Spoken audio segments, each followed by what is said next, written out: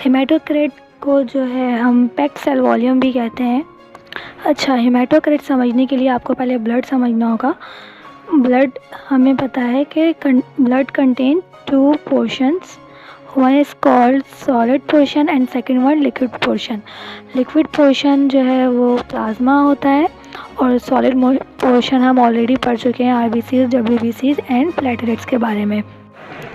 अगर हम हेमाटोक्रिट की डेफिनेशन के बारे में बात करें तो हम ये कह सकते हैं कि ब्लड में जो आरबीसीज का पोर्शन होता है वो हेमाटोक्रिट कहलाता है, यानी कि haematocrit means separate RBCs, right. अब हेमाटोक्रिट टेस्ट के बारे में हम अगर बात करें तो haematocrit test measures only mass of RBCs, मतलब आपके ब्लड में कितने आरबीसीज हैं, हम उनको पैक्ड सेल वॉल्यूम कहते हैं।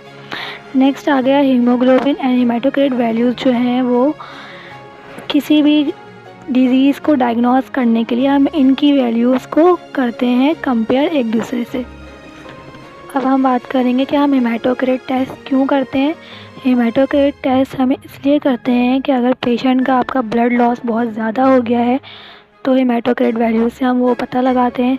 नेक्स्ट हम इसलिए करते हैं कि अगर पेशेंट को एनीमिया है तो वो एनीमिया ठीक हो रहा है या नहीं, ट्रीटमेंट जो हम दे रहे हैं एनीमिया के लिए वो काम कर रही है या फिर नहीं काम कर रही। नेक्स्ट हम बात करेंगे हेमाटोक्रिट का प्रोसीजर। इस टेस्ट का प्रोसीजर क्या होता है। हम पेशेंट आपके पास आया, आपने उसका EDTA ट्यूब में 3 to 5 ml ब्लड लेना है और फिर उसको CBC एनालाइज़र में लगा देना है। CBC एनालाइज़र में सारे पैरामीटर्स की वैल्यूज़ आ जाती हैं और अगर आप मैनुअली कर रहे हैं तो विंड्रॉप्स मेथड से मैनुअली करते हैं। माइक्रो मेथड करते हैं by using 75 mm capillary tube and micro haematocrit centrifuge machine से भी ये टेस्ट हो जाता है।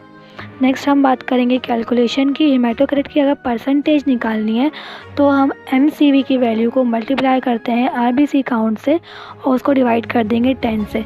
इसी तरह अगर हेमाटोक्रिट की वैल्यू निकालनी है तो RBC काउंट को हम डिवाइड कर देंगे 0.3 से और इस तरह हमारे पास HCT की वैल्यू आ जाएगी। नेक्स्ट हम बात करेंगे नॉर्मल वैल्यूज़ की हेमाटोक्रिट की।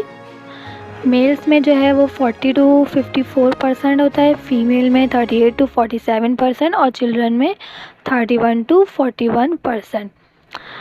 नेक्स्ट हम बात करेंगे कि अगर हाई हेमाटोक्रिट वैल्यू आ रही है तो वो आपके पेशेंट को हो सकता है डिहाइड्रेशन हो या फिर शॉक हो सकता है, कैंसर का मरीज़ हो सकता है, लंग कैंसर में भी हो सकता है और पॉलीसाइथीमिया वीरा भी हो सकता है। अगर हेमाटोक्रिट की वैल्यू कम आ रही है तो जाहिर सी बात है एनीमिया है, पेशेंट को ब्लड लॉस हुआ है, ल्यूकीमिया है और सिकल सेल एनीमिया भी है या फिर हो सकता है कि पेशेंट ने बहुत ज़्यादा बर्न्स हुआ हो या फिर वो जला हुआ हो, तभी आपकी हेमाटोक्रिट की वैल्यू कम आ रही है। हेमाटोक्रिट का टॉपिक यहीं पे एंड करते हैं। और भी बहुत सारे पैरामीटर जो CBC के हैं वो मेरे चैनल पे चेकआउट कर लें, लिंक डिस्क्रिप्शन में चेक कर सकते हैं। तब तक के लिए अल्लाह हाफिज़, सी यू, बाय बाय।